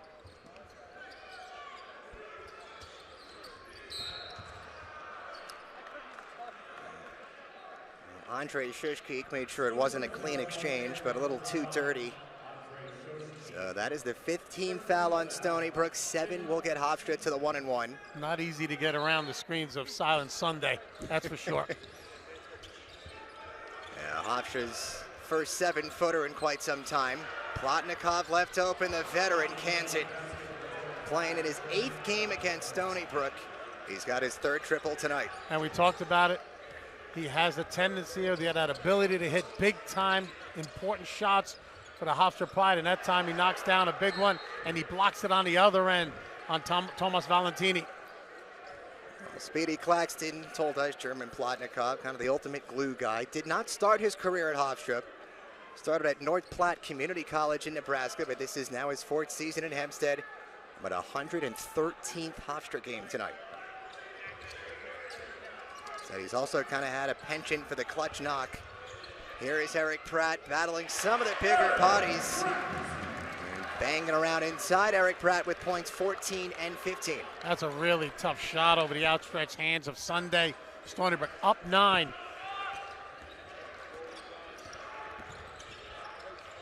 Plotnikov can't do it again. Good rebound by Richard Goods. Goods having himself a game, 12 points, 6 rebounds, 6 assists. Goods and Fuego. Dickey delivers back to a 12-point Stony Brook cushion. Stony Brook certainly firing on all cylinders, getting contributions from Pratt, from Brown, obviously from Goods, from Shushkik. This is what Gino Ford envisioned. This is what he was getting early on in the season. And then it became Pratt one night, Brown another night, Shushkik one night, Goods. Not everybody was contributing on a given occasion. This is a very consistent, balanced performance by the Seawolves. Well, obviously, Stony Brook has had some struggles lately, losers in 6 out of the last 7. You removed a 37-point game against Drexel. We know that's not good, 37 points in 40 minutes. They put up some points in each of their last 4 games. Plotnikov, no. Anuetu, yes, it's a new 20. Davis delivers. It's a straight-on triple by Cruz Davis. He continues to heat up here in half number 2, where he has all 14 of his points. That's exactly what you did not want to see if you're Stony Brook. A scramble for the ball, you're rotating, and you find a wide-open Cruz Davis at the top of the key. Right back to the well, Richard Goods. This time from close quarters. Can't squeak it past Onuetu. Good should have stepped outside and shot the three. Davis in stride, cannot throw it down. Oh, it ricocheted all the way to midcourt. Now it's a three. Willis. They trade the 2 for 3. And it all happens for a reason for the Hofstra Pride. 2 opportunistic baskets right there by the Hofstra Pride. The first one by Cruz Davis, and this time by Willis in the corner. Hofstra on a 6-0 run. Shushki, count the bucket. Oh, Andre remains giant. The freshman at just 6'2". It's a hoop and harm, and a well-timed one for SBU. May have gotten away with a little bit of a forearm shiver against a good defense by the freshman Edmead, but got some momentum, went downhill, finished, and he's going to go to the line with a chance to complete the old-fashioned three-point play. Or as Rob Pavanelli called it at Merrimack, just the three-point play. Yes, sir. Shushki perfect on the season from the free throw line.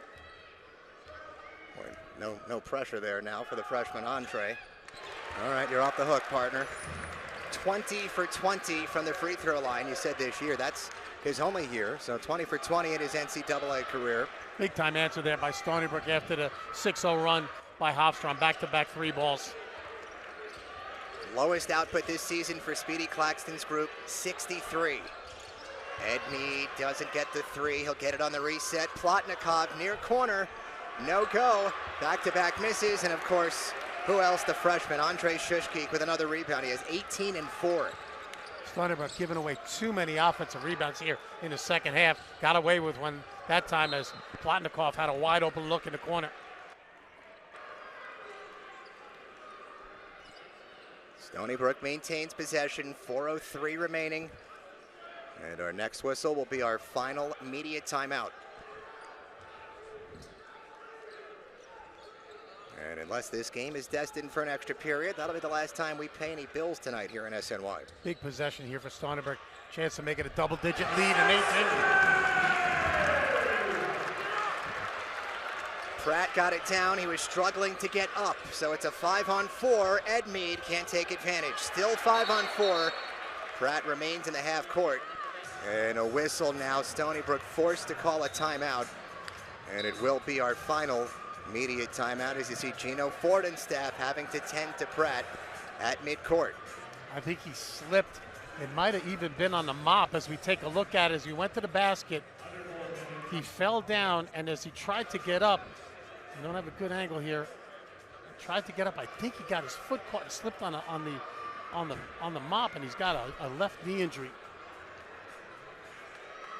67-56 will conclude regulation when we return. Wolfie gets the ball. He drives to the basket and scores. Oh no, Wolfie's injured. I hope it's not serious. Stony Brook Medicine Advanced Imaging, only 2 miles from campus, has state-of-the-art technology and is led by subspecialist radiologists, experienced technologists, and a friendly staff. Advanced Imaging offers many tests including CT, MRI, ultrasound, 3D mammography, and PET CT. Call 631-638-2600 for an appointment.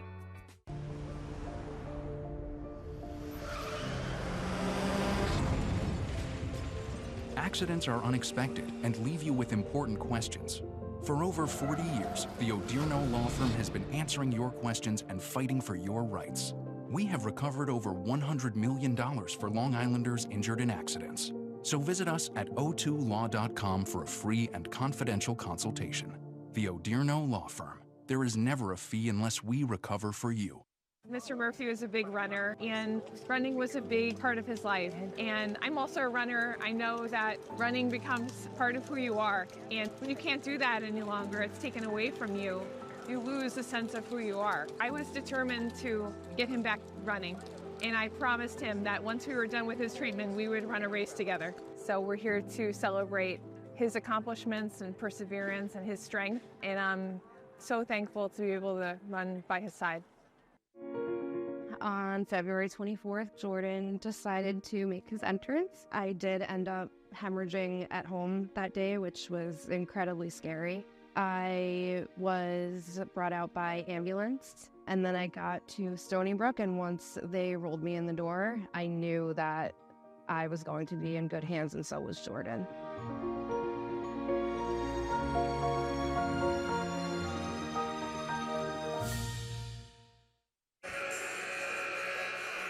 Closing stages, 38th all-time meeting between Stony Brook and Hofstra. The Seawolves vaulted back in front by 11, but Eric Pratt down on the most recent sequence. Stony Brook has taken him to the far side of the bench pad. We'll get another look at what happened here with Stony Brook's leading scorer. Tough move to the basket. Let's see when he tries to get up here. And he gets up.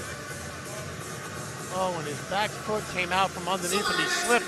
It might have been a little slippery spot when he went down and he tried to get up. He is back on the court and he looks like he's okay. What a shooting performance by both of these teams from beyond the arc. Stony Brook 50%, 12 for 24.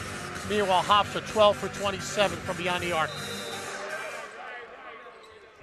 Stony Brook shooting 49% from the field. Hofstra shooting 39% from the field. But mind you, the Pride won last week, their most recent game. In overtime against Monmouth, they shot 27%.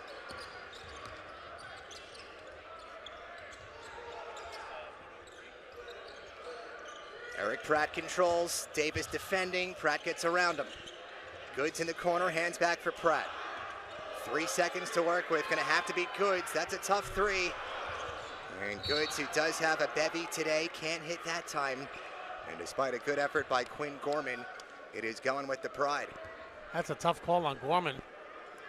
Looked like he had the loose ball, was taken out, but then he landed on Edmead, and the foul's going to go on Quinn Gorman. That is Stony Brook's 7th team foul, and that'll send Hofstra to the free throw line. Always a little harder when you go to the free throw line when the foul was committed about 85 feet away. So Preston Edmead, who pretty much does everything very well in his freshman season for the Pride. He's an 84% free throw shooter. He played all 45 minutes in that overtime victory against Monmouth. 1 and 1, he has earned 2. 13 points today for Edmead. He has 7 rebounds and 3 assists. And those freshman year numbers looking awfully similar to a different former freshman of Hofstra. He happens to be his head coach. No doubt about it. Speedy Claxton certainly knows how to teach point guards. Speedy Claxton, his freshman year, 14 points, 4 rebounds, and 3 assists per game. Edmead right now, 15 points, 2 rebounds, 4 assists per game. Stony Brook leads by 9, looking for their 2nd coastal victory of the season. They both come here at home, the other one against North Carolina A&T. And they're going to get Edmead here, hand in the cookie jar. Only the 2nd foul on the freshman. A little freshman on freshman crime now with Shushgeek against Edmead. You talk about some of those point guards under Speedy Claxton's tutelage. Justin Wright Foreman, DeShore Bowie, Eli Pemberton. Some pretty good guards. Now Preston Edmead handling the point guard duties. It is Eric Pratt handling the point guard duties for Stony Brook. 11th consecutive game without Colin O'Connor. Shushgeek there to help. Tough trigger off the left side of the rim. Bats around into the hands of Goods. Look out! A two-handed detonation by Richard Goods. It is back to double digits for Stony Brook with fewer than 3 minutes to play. Not a good possession offensively there by Stony Brook. The tough shot by Shushgeek. But Richard Goods is probably playing his best game as a Stony Brook Seawolf. He has been sensational. 17 points, 7 rebounds, 6 assists. None bigger than that rebound and put back by Richard Goods. A loose ball and a clear lane straight down Broadway. 17 points. 7 rebounds, how about 6 assists? And if this game were to be maybe 5 minutes longer, Richard Goods would be on a triple-double watch. This with a chance to make it a 3-possession game. And Cruz Davis does. So points 15 and 16 tonight for Cruz Davis. They have all been in half number 2. And this is where Stony Brook has struggled late in games with the pressure. They have to take care of the basketball. Pratt with Davis holding his hand nearly the entire way across midcourt. Saddled him up and rode him the entire court. Final 2 minutes, that is all that separates Stony Brook from a franchise, or rather program record, 4-game win streak against Hofstra. Pratt tunnels right, can't find space against Davis. Quick three, it's left short, Goods to the air, Plotnikov emerges. Here is Davis, 3-on-3. Cruz backing in.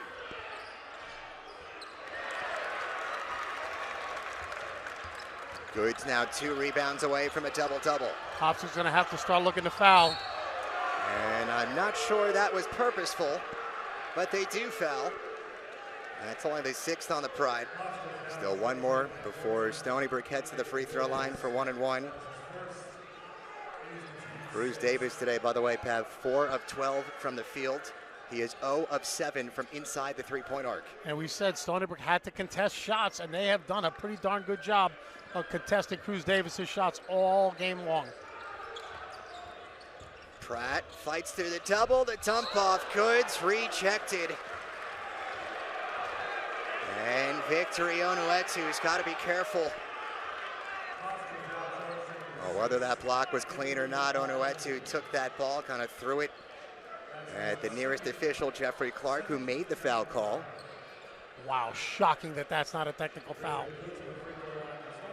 It looked like a pretty good block there. Here we go, a lot of basketball right there, but watch as he just fires the basketball at the official. I know if that was me, that would have been a technical. You saw Mike Nardone kind of right there, going over to him. Goods really needs this one to make it a 4-possession game. Well, tough time for Hofstra to hit an offensive run. You tip your cap, of course, to the Stony Brook defense. Pride have not had a made field goal in the last 3.5 minutes. 0 of their last 4. Big one there for Goods. 10-point Stony Brook cushion. A chance at a 4th consecutive win against the Hofstra Pride. Ed Mead was left open, creating his own space. Little freshman on freshman crime against Shushgeek. Stony Brook did not want to give up the 3-ball there. Seawolves again swiftly through that Hofstra full court pressure. Final minute at Stony Brook Arena. Pratt being hounded by Davis. Ball on the deck. Recovered by Goods, who is fouled. And 2 more free throws coming up for Stony Brook. A lot of players going to the ground these last few minutes of this game. It's getting really physical. Stony Brook holds an 8-point lead with 52.6 seconds left to go. And now they are in the bonus as well. All right, so we saw the Coastal standings a few moments ago. It was UNCW, Hofstra, Charleston, the top 3. They're all undefeated. Stony Brook lost to UNCW, 52.6 ticks away from beating Hofstra. And on Saturday, they welcome in Charleston. We'll see if they remain undefeated, depending on what's going on tonight. But undoubtedly, the hardest 3-game homestand of the season for Stony Brook. And the way things are shaping out right now, potential to go 2-1 in the 3 games. And they gave one away against UNC Wilmington. What a stretch it would have been, a 3-game sweep if they were able to come away with that. Stony Brook certainly would have made a lot of noise in the Coastal.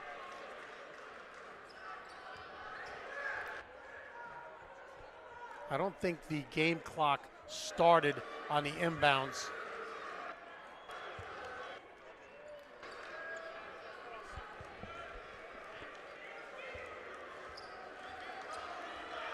Pride looking to save every last second.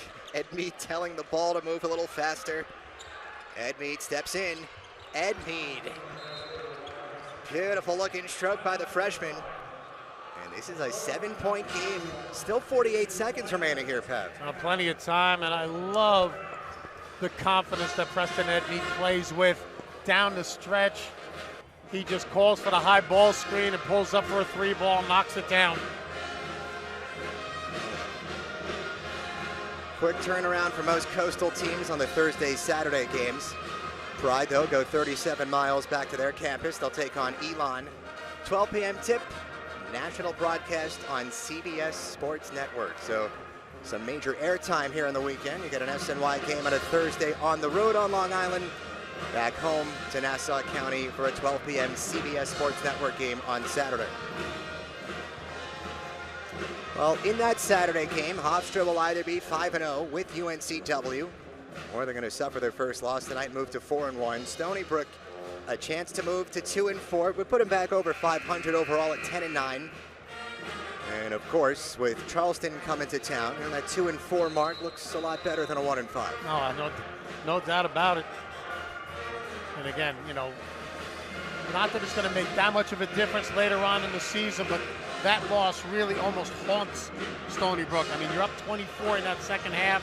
Goods knocking down shots today, missed a couple of good looks at the basket against UNC Wilmington, and that may have been the difference between victory and loss for Stony Brook. Today, it's been the difference. Richard Goods has been sensational. 20 points, 8 rebounds, 6 assists tonight for Goods. He had 2 points, 5 rebounds, 2 assists on Saturday. Into Pratt, dangerous area in the corner, got doubled, found the open Gorman, who just steps across the midcourt stripe with a foul by A.J. Willis. Quinn Gorman has only been to the free throw line 20 times this season. He does have a passing grade, but it's a 65. Still 1-1 for Stony Brook. The next one, they'll be in the double bonus. Plenty of time left for Hofstra, especially with their ability to create their own shots and knock down the 3-ball, both by Ed Mead and by Cruz. And if you double them, Plotnikov's going to be waiting in the corner.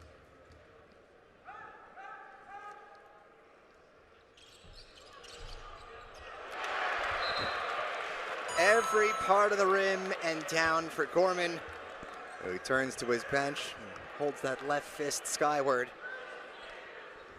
Be hard-pressed to find many more consistent players this year for Gino Ford than Quinn Gorman, the only player to start every game already this year for Stony Brook. By the way, SBU has led for 35 minutes tonight.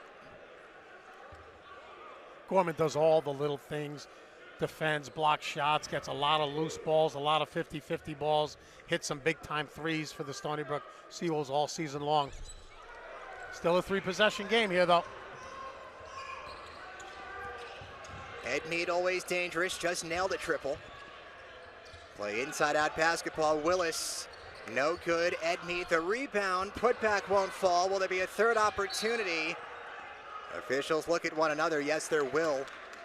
Shot clock has been turned off. Game clock at 26.5 seconds.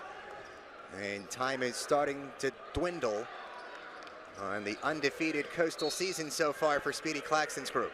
They're going to have to find Cruz Davis right here, making sure he doesn't get an open look. Anuetu waiting for Ed Mead. That is a tough triple. Oh my goodness. Ed Mead makes it a 5-point game.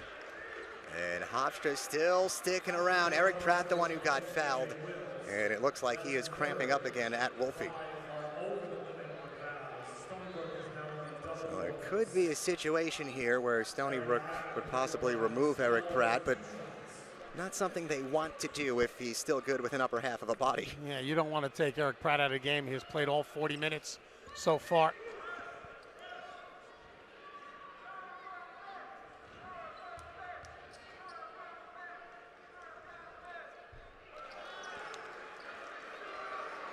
That was the first free throw attempt of the game by Eric Pratt. Pratt has played all 40. Davis has played all 40. German Plotnikov has played all 40. When we say all 40, we mean 39 plus. It will be a 2-possession game, regardless of this free throw.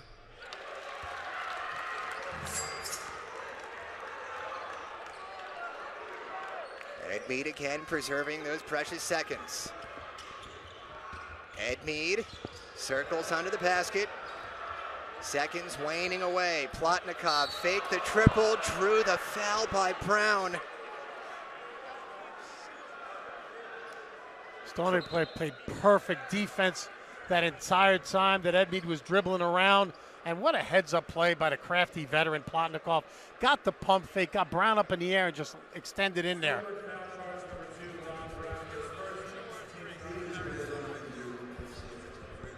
All right, you see it already. Our officials have gone to the monitor. They're going to decide. No, they're not going to decide. They're going to see, and that'll let them know if the shot was taken in 2-point or 3-point territory. Roll the tape, producer Becca Garner.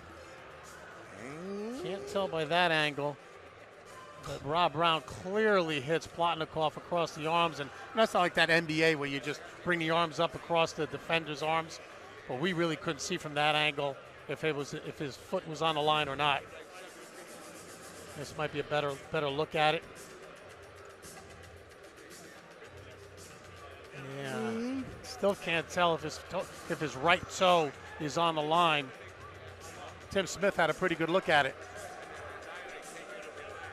On the court, they called it a 3-point shot, a 3-point attempt. It's a big decision here. 74-68 game. They have come away from the monitor, and it is 3 shots. Again, I think that was inconclusive from the angles that we had, so the call on the floor stands. Plotnikov will head to the free throw line for 3 shots with a chance to make this a 1-possession game. Well, we told you Speedy Claxton said no player has been more clutch this year late in games than German Plotnikov. He is an 85% free throw shooter, and he has made it a 5-point game with only 10.7 seconds remaining. German Plotnikov playing in his 8th game against the Stony Brook Seawolves. And he is cool, calm, collected. A grad student from Belarus who has carved out a nice home here on Long Island. If he makes this allows Hofstra to set up the full court pressure. Stony Brook has to make sure they get the ball in bounds, get it into the hands of Shushkik or Pratt. Hofstra will look to quickly trap one time and then go to the foul. Stony Brook does have 1 timeout. Into Shushkik. A lot of pushing and jarring. They're going to get Ed Mead. And Stony Brook goes into the double bonus. It'll be 2 free throws for Andre Shushkik, who has not missed a free throw in his collegiate career. Now would be a good time to keep that streak going. He needs to make one of these, Johnny.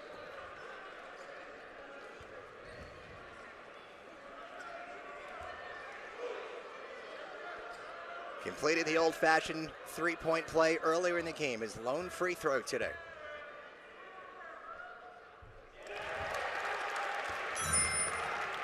$20 points from Goods, 19 from Shushkik, 18 from Pratt. Johnny Wincock doing the mush in reverse as Andre Shushkik knocks down the first. Whoa. Rattles the second. Stony Brook up 5, 8-7 left. Deja vu, it is Ed Mead. Long 3, off the rim, bounding toward midcourt. It's recovered by Eric Pratt. And there is a foul. They'll wave it off. Stony Brook, for the 4th consecutive meeting, defeats their cross-county rival, the Hofstra Pride. Your final, 76-71. And we said it in an open broadcast, Johnny. Stony Brook needed to play 40 minutes of basketball, and they certainly did. They did it on both ends. They got outstanding contributions out of Richard Goods and Andre Shushkik, obviously along to go with Eric Pratt. And this is certainly a signature win. Again, the 4th consecutive win by Stony Brook over the Hofstra Pride. We'll step aside. When we return, we'll be joined by Gino Ford, the winning coach here for Stony Brook after his 96th victory at SBU. 76-71 your final. We're back in a moment.